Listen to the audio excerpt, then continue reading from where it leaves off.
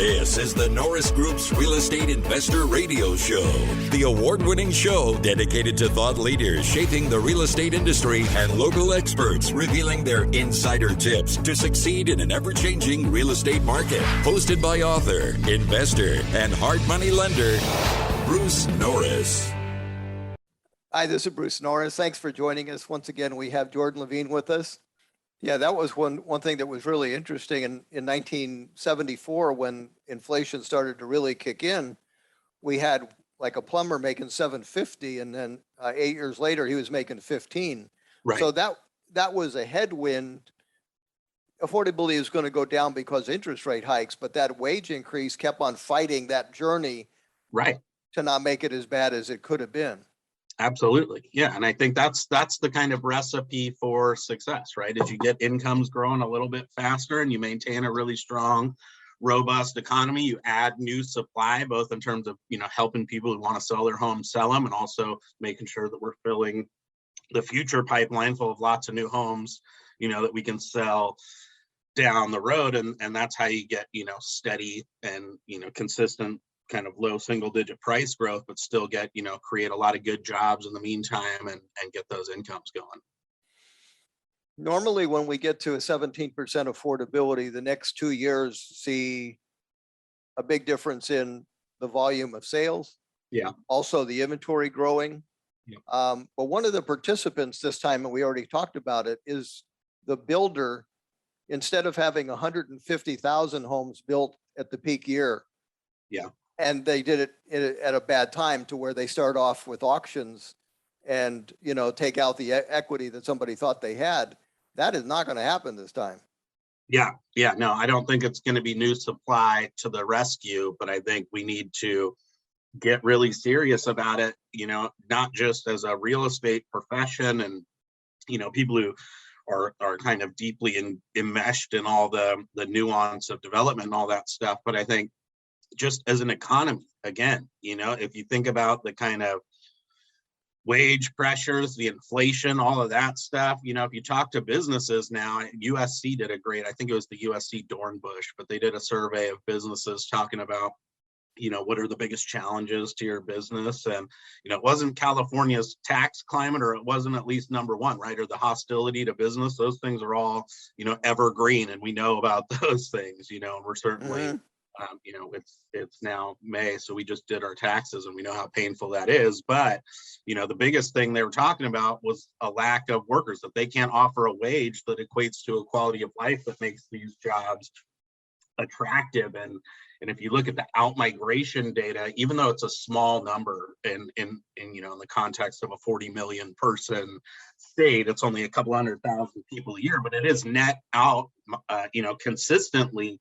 And under the hood of those numbers, it is somewhat scary, because it's the people, the people who are leaving are the ones that we need to grow an economy. It's, it's our kind of frontline managers, not necessarily all the business owners, but the people who are helping us run these businesses day to day. It's, skilled tradespeople, it's carpenters, it's plumbers, it's electricians, it's teachers, it's cops and firefighters. And it through that lens, it starts to become, hard to envision, how do we even get to 200,000 homes a year when we're, not just have high lumber prices, but now we're, running short on folks who want to take these trades, positions, and it just becomes the kind of double whammy again for supply and all of that stuff. And I think it's more important that we get that together now, because people can work remote. They do have that flexibility, instead of just moving out to the Inland Empire or moving to, San Joaquin County or what have you from the Bay Area. Now you can just go move to Idaho, and that's why you got a $700 and some $1,000 home price up there. But, it's more critical and urgent, I think, for California to get this sorted out now. We kind of had a gun to people's heads, metaphorically, in the sense that we had a great economy. And if you wanted to partake in all these high wage jobs and stuff, you had to, kind of stomach the cost of living here. And now I think that's not the case. People still want to be in California, and you'll have a hard time dragging me out of here. But I do think that some people are out there looking at the costs and the benefits and making that, decision. And that's the 300,000 or so people you see leaving every year. Yeah.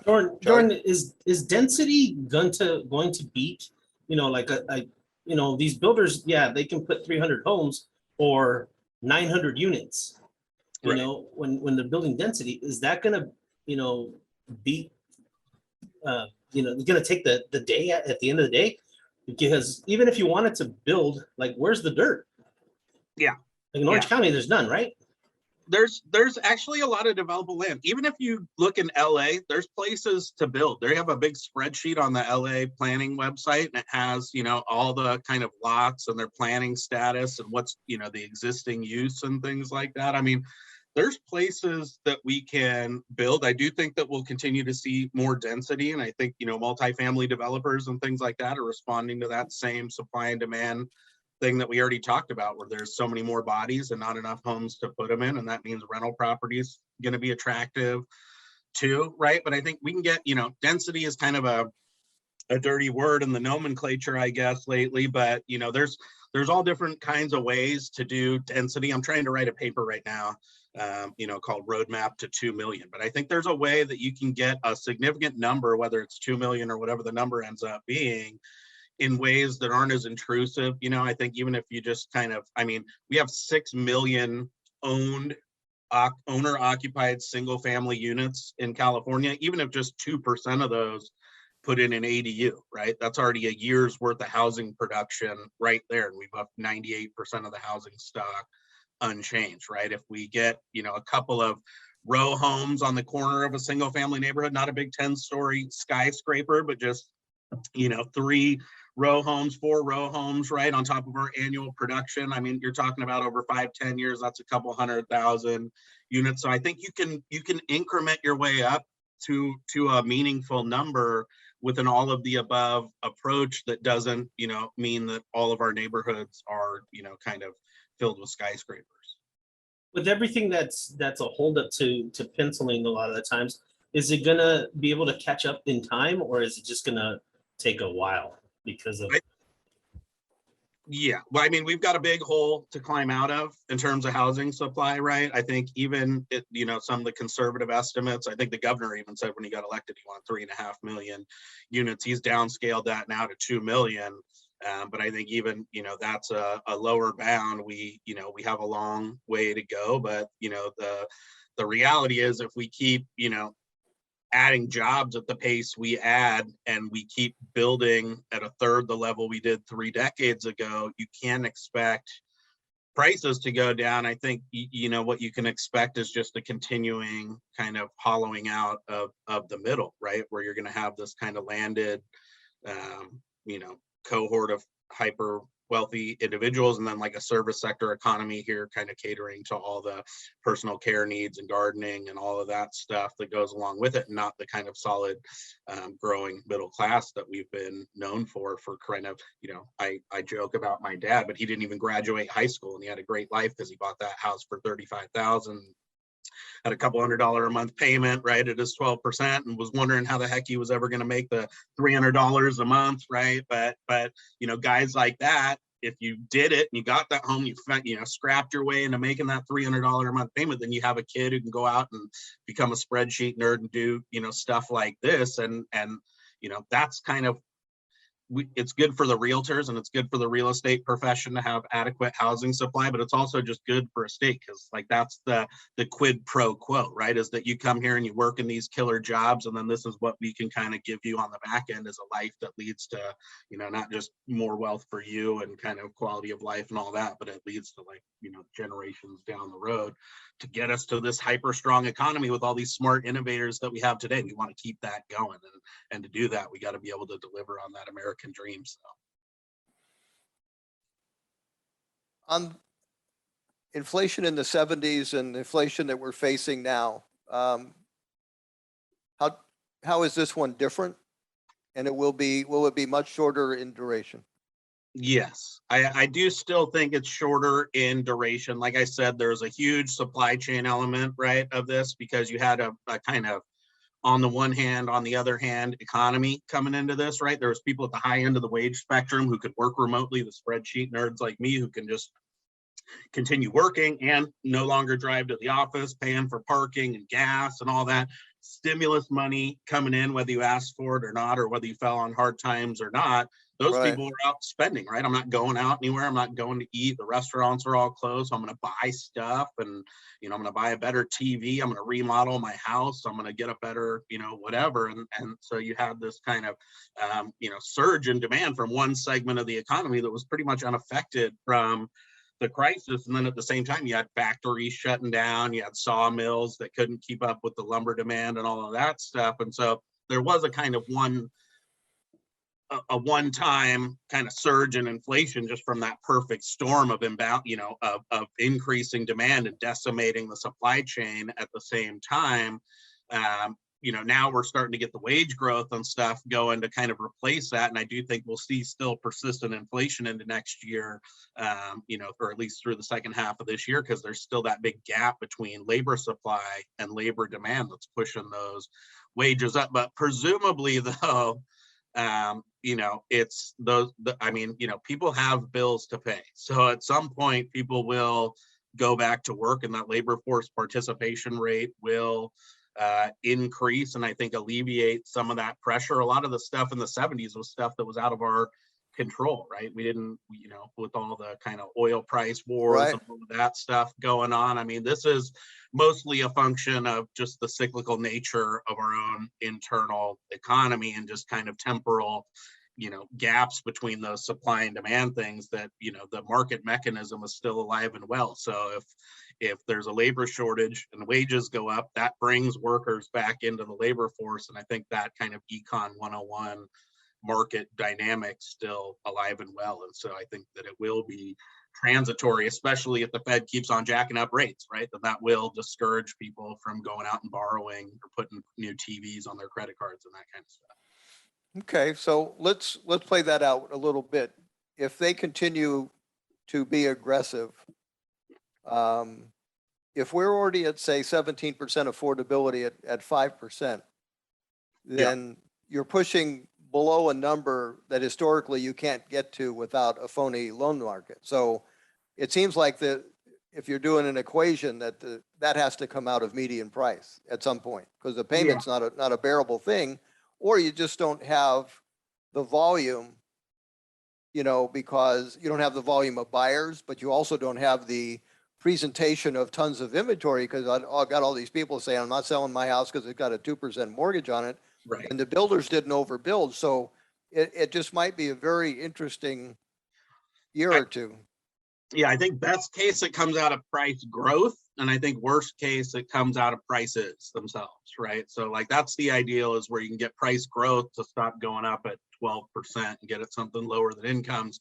You let the incomes catch up, and that can help offset, the effect of higher rates. But I and I think the reason why I'm not really pessimistic on prices or I'm not kind of immediately agreeing that we could see prices go down over the short run is just because a lot of these folks do have skin in the game. They've left most of the equity. And so even in a really soft kind of demand environment where buyers get priced out and they can't afford these rates, and you don't see that same insatiable appetite, I think you'll just see a lot of sellers just kind of camp out on and wait for the long term, to swing back around. You don't have all these no doc kind of stated income 5-1 option arms where even if you keep your job, the mortgage blows up in your face and your payment goes up by $2,000 a month or what have you, and you decide to just dump it because you already cashed in the equity and you can just drive your RV off into the sunset, or whatever you've spent the money on.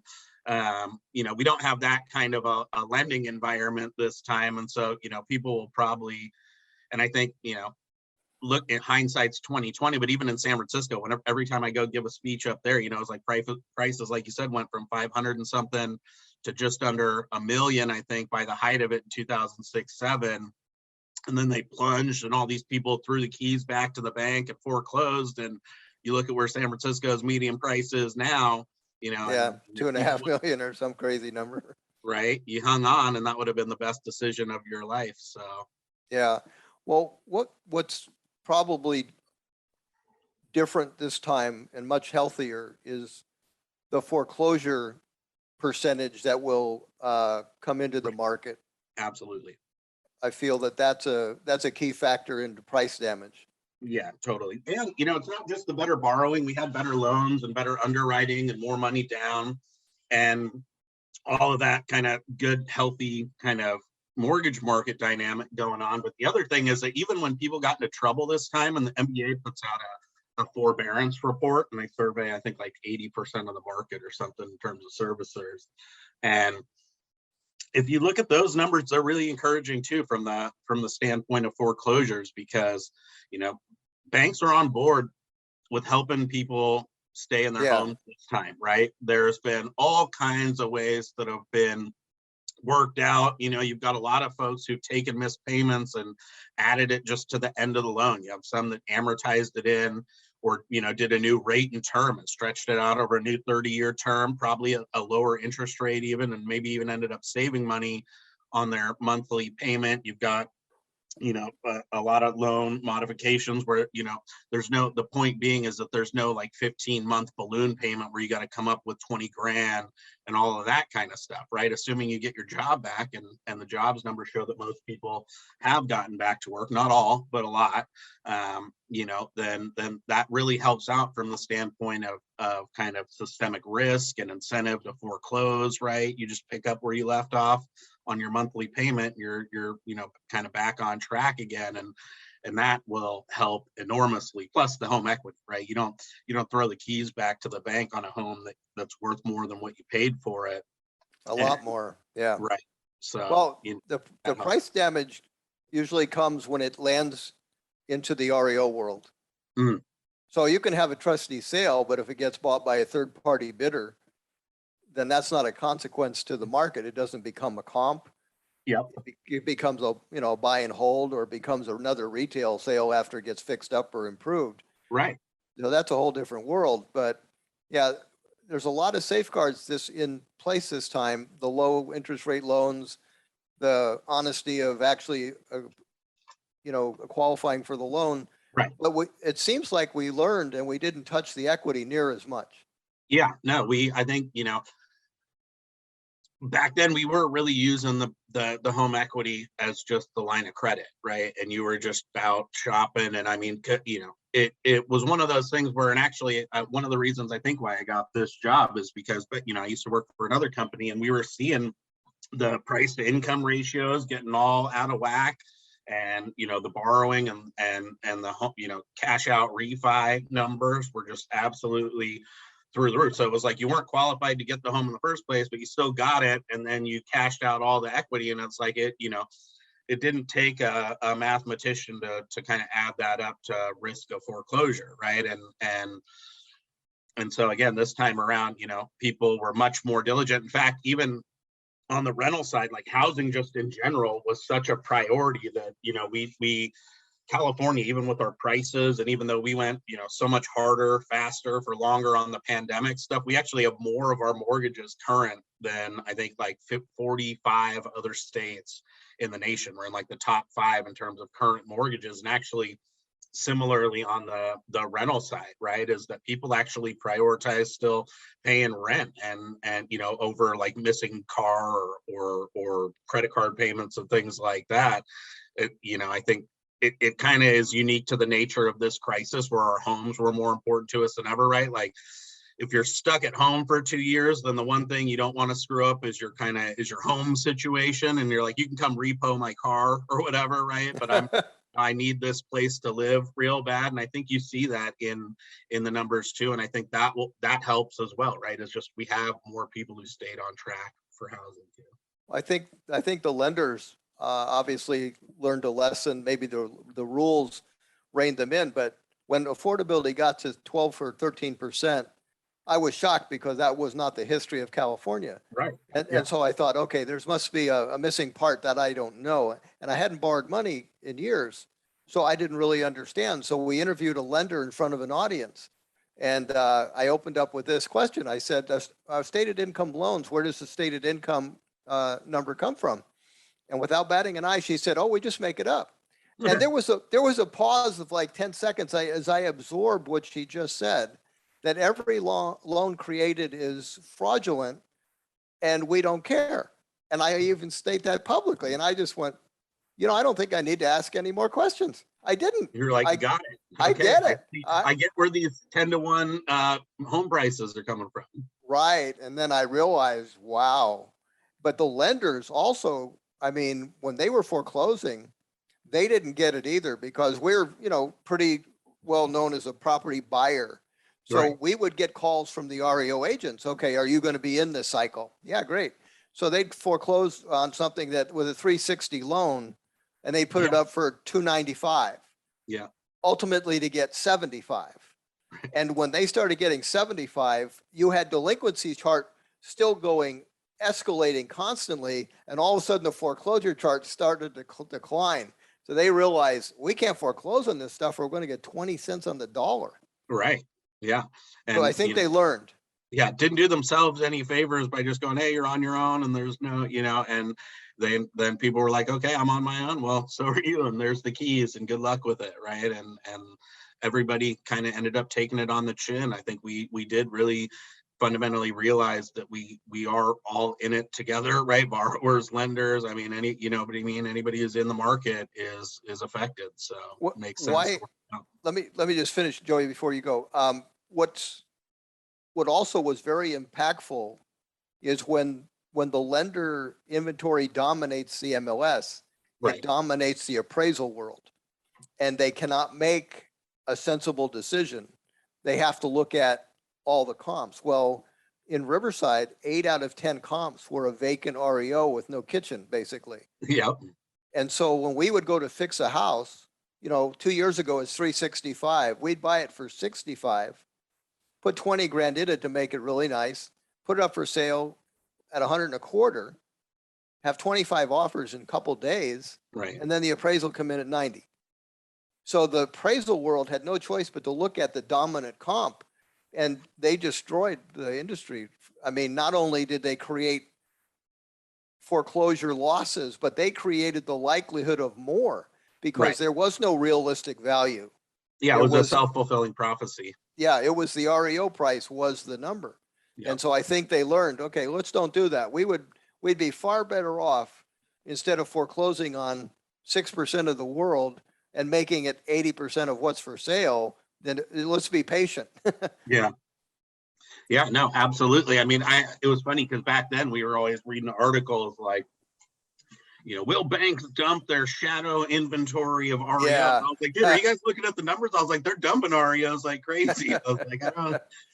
So. Yeah, that is funny. Joey, go ahead. Yeah, speaking of articles, the ones leading up to it now, and when the foreclosures hit, it's going to be headlines of foreclosures up 800%, but when you look at the numbers, they're going to be very minimal. So one of the other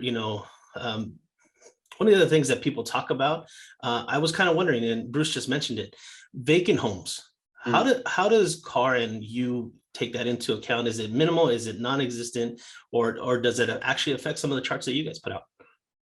I think it is part of the universe of kind of price per square foot stuff that people see in the data. But I think, from a consumer standpoint, it's just part of the housing stock, right? It's a substitute for any other occupied or whatever. And I think that when you have this kind of imbalance, supply and demand, it kind of tends to wash out in the aggregate statistics, right? We still see sales going up. We see prices going up by a lot. And I think it's just, part of the kind of broader housing stock that's just always kind of in the mix. We have a lot of old homes in California, kind of by virtue of not building new homes too, is that a lot of our housing stock is old. And so I think there's always that kind of diversity, shall we say, in the MLS of just, parcels and things like that.